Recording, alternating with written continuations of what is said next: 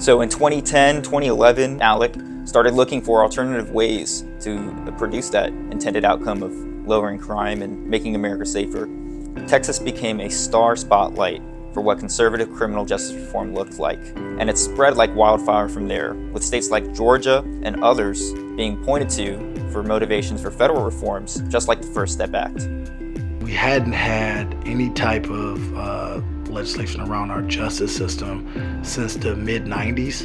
And so it took almost 30 years for us to get to that place. And since the First Step Act has become law, we've reduced recidivism overwhelmingly. And so we learned a lot from ALEC's leadership. We took all of that positive policy that came out of the states and brought it to Washington, and were able to work with the White House across partisan lines to get a bipartisan bill passed at the federal level. ALEC is a very substantive organization. They're thoughtful and very purposeful in the study that they do. By the time they hammer out and approve a model policy in a task force like criminal justice, it's really a discussion among legislators from all over the United States.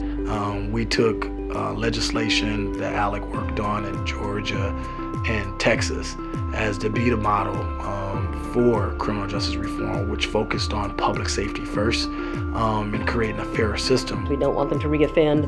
ALEC's been very active in that and making sure people are properly trained before they come out of the prison system. Investing in police and community relations, that's going to help with the rise in violent crime. And so that's the future of justice reform, figuring out what's the right policy to help protect public safety, but create fairness. And ALEC's going to be a lead organization that's involved with that. We strive for a more effective criminal justice system, one that is fair and just, but one which cycles fewer individuals through it because criminal activity has been reduced.